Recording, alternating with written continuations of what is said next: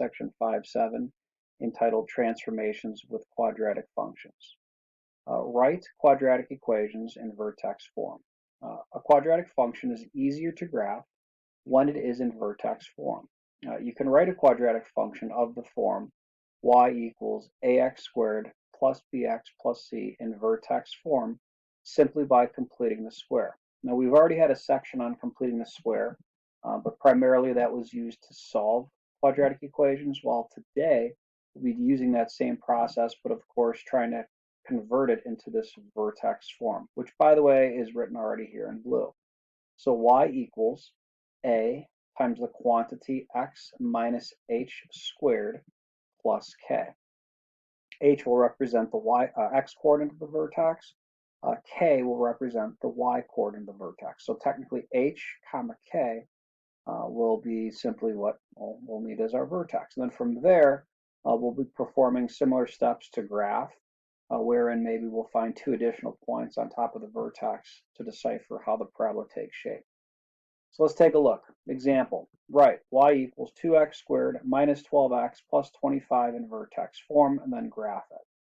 So the very first thing that you see here is the equation just kind of rewritten, but in the very first step after it's rewritten, you see that there's a factoring process taking place. And only, you can see here, it factoring, or being factored out, I should say, GCF that is, out of the first and second terms. Now it turns out on most problems it will be the GCF, but on others you'll see that it's really just a matter of getting this first term to, instead of having a coefficient of a value that's non 1 or not equal to 1, you want it to be equal to 1, so you divide out whatever that number is. In this particular case, if you divide 2x squared by 2, you get x squared. And if you divide negative 12x by that same number, 2, you get negative 6x. It just so happens that the official GCF would have been 2x in its entirety if you just looked at, again, the first two terms. However, your goal, again, is to get this quadratic to look like what we saw in the prior section or two ago, in which we saw ax squared plus bx. The c is arbitrary in that, in this sense, and that's the sense that we saw in the prior section in that regard when we were solving. Okay, so anyways, we're factoring out the 2. We've got x squared minus 6x. This is where, in parentheses, where we're going to go ahead and complete the square. We can do that now because officially a is equal to 1. Off to the right, you see that I've noted what b is. B is negative 6. B divided by 2, negative 3, and b divided by 2, quantity squared, is simply just 9. So in the next step, you see y equals 2, again, parentheses, x squared minus 6x plus blank. This blank, they've already filled in here with that perfect square that we ended up with to be 9. Outside the parentheses, well, the 25 is pulled out. And that's important. It's pulled out in such a way where you're not actually moving it to the other side of the equation, because you're not solving anything. You're not solving the quadratic. You're rewriting the quadratic in vertex form. So the 25 is pulled out as it was from the beginning. We didn't do any factoring there. And you see this minus 18. Where did the minus 18 come from? So again, as we kind of remember, hopefully from completing the square and the solving approach, we're supposed to balance the equation with these two kind of blank spots, one of which is 9 and the other of which technically is negative 9. If this happened to be on the other side of the equation, it would in fact be positive 9. Technically, because it's on the same side of the equation, we're not going to move it over. We're going to leave it here. As you can already see here, it becomes then negative 9. And that doesn't make things too much more complicated in the sense that you're still balancing, but you're leaving it on that same side. So negative 9, now the 2, where does that come in? Well, when we had factored out the 2 from the very beginning, it had to be kind of taken into account in both instances. So 2 times this quantity is really balanced on both parts here. So you got 2 times negative 9. And of course, that multiplies out to be negative 18. In the end, you do have a nice perfect square trinomial, which we now know can be easily rewritten as x minus 3 quantity squared, or x minus 3 times x minus 3. But remember, we do want to write this as you remember from when I discussed the vertex form at the beginning. So you've got y equals 2 times x minus 3 quantity squared. and then plus 7, which is the result of simply 25 minus 18. Now down below, I did actually perform what I was speaking about in terms of the solving aspects of the completion of the square. So if this problem were asked of you from, let's say, a couple sections back when you were asked to complete the square, you'd have set the problem equal to 0. You would have subtracted 25 from both sides, not surprising. You still would have divided everything by 2 or factored out the 2, as I did back here. The only really significant nuance, of course, is that I moved the 25 over to the other side. So you still complete the square, right? Negative, or essentially isolate b, divide b by 2, which is negative 3, and then square that to be 9. Now you balance with 9 here, as you can see in blue, and then you do it again on the other side. Because I divided both sides by 2, this is actually a fraction, but it'll end up when you add it to 9 or simply 18 halves, you get negative 7 halves. In the end, this actually works out where, again, you have a perfect square trinomial factored as such, x minus 3 quantity squared. If you were to multiply both sides by 2 and then add 7 to both sides, look, you get the exact same equation. So y simply again is equal to 2 times the quantity x minus 3 squared plus 7. If you were asked to solve this equation from 2 sections ago, you would have simply taken the square root of both sides. Turns out the answer would have been 2 imaginary roots because the parabola, as you can see, doesn't even cross the x-axis. Again, just to kind of keep you fully informed as to all the possibilities that this problem kind of leads us to, and also the review questions that kind of spiral in here. Let me finish up because we are asked to graph. Again, the vertex is simply, well, as you can see, we've got h, that's 3. We've got k, that's 7. So my vertex is simply 3 comma 7.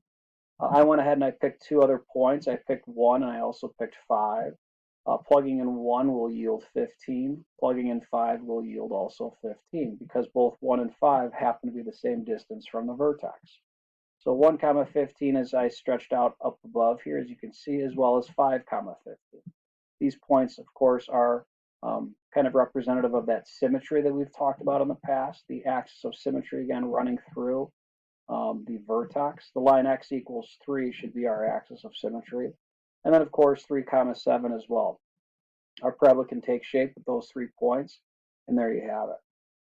Now I'm going to move on. Some of these questions that I've already performed are a little bit more straightforward than others.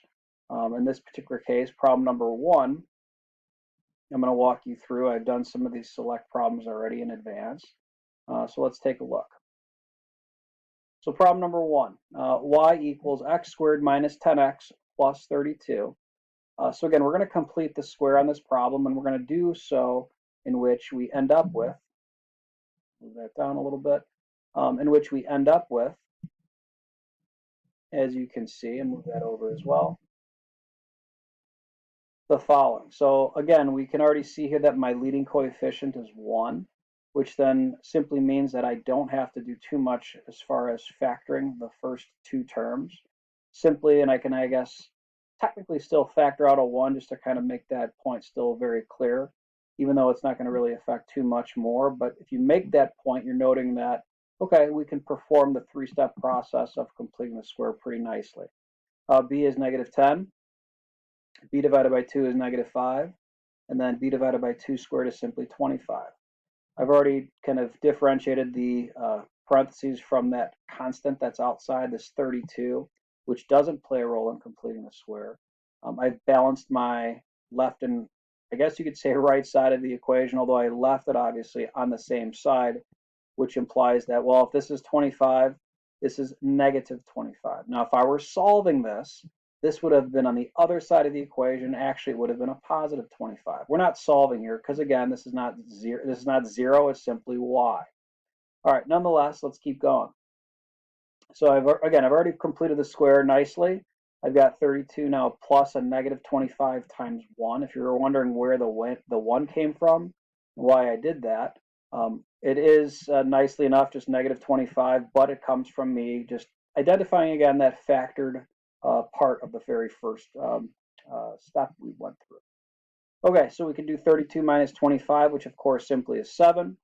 the perfect square trinomial ends up being a nice binomial squared as x minus 5 quantity squared. The final vertex form is simply y equals x minus 5 quantity squared plus 7. The vertex of 5, comma 7 is what we're left with to kind of put a nice finishing touch on things. All right, let's take a look at number 3. So number 3, in a very similar way, we are starting off with a quadratic equation.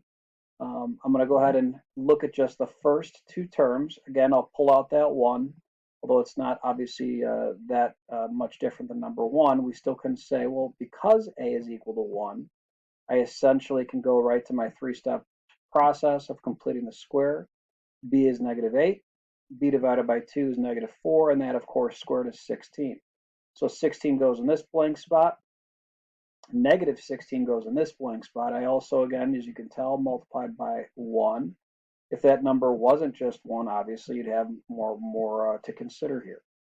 We go ahead and finish this off. 6 minus 16, of course, is -10. This perfect square trinomial is now nicely factorable as such. Y, therefore, is equal to x minus 4 quantity squared minus 10. The vertex is 4. There it is, comma, -10. Now, one nuance to consider, and I want you to be careful with this, is that if this happened to be an x plus 4, then your vertex would have been -4, comma, -10. The x minus h is always kind of counterintuitive as far as what the value or sign ends up being. So x minus a number, that's just the number. If it's x plus a number, then it ends up being negative. Okay, so those are the two problems to start with, those select problems. I want to see what else maybe we can take a look at. Oh, and the graphs of problems 1 and 3 also I can highlight, of course, as you can see. 5, 7 as the vertex, 4, 8, and 6, 8. Plot those 3 points and you've got your parabola. The same goes with number 3, 4, -10. I also picked 3 and 5 and ended up with the two exact same y values as you can see, -9. Numbers 4 and 5. I'm going to go ahead and take a quick look at those as well, and you can do so as you'd like as well later. These are a little bit more involved, more so as we can kind of relate back to the example. Let me speak about both. These are both interesting, actually. So on number 4, in this particular case, I did group the first two terms, but because my a value is not equal to 1, it's a non-1 value, we're going to factor it out. Okay, notice I didn't also factor out the x, I just factored out the -4. So what that then leads me into is that x squared minus 4x plus blank. I say blank because we don't quite know what that is. It will be proven off to the right. And then minus 11. So let's do the completion of a square as we know. How did we get 4 here? Well, b is -4. b divided by 2 is -2. That number squared simply is, well, 4. So there's your perfect square. Not only do you write it here in this blank, you also write it on the outside here in this spot. Again, the signs are opposites of each other. This is always positive, well, this is always negative. Again, because it's on the same side of the equation, that's going to always be the case. The -4 stems from the idea that we factored out, and I circled it again for you. We factored out a -4 from the beginning. That allowed us to officially complete the square in the right way. Of course, this is a perfect square trinomial, which lends itself to this binomial squared. -11 plus 16 is 5. Final answer, y equals -4 times the quantity x minus 2 squared plus 5 with a vertex at 2, 5. Finishing things up with number 6. As you can see, I grouped the first two terms. I factored out the 5. A is equal to 1 officially, which I completed the square then off to the right. B is -2. B divided by 2 is -1, and b over 2 squared is 1. So in the blank spot here, you've got 1. Here you've got -1. I factored out the 5, so I rewrote it here. This then ends up being 9 minus 5, which is 4. This perfect square trinomial factors as such as a binomial squared, of course, more simply, x minus 1 quantity squared.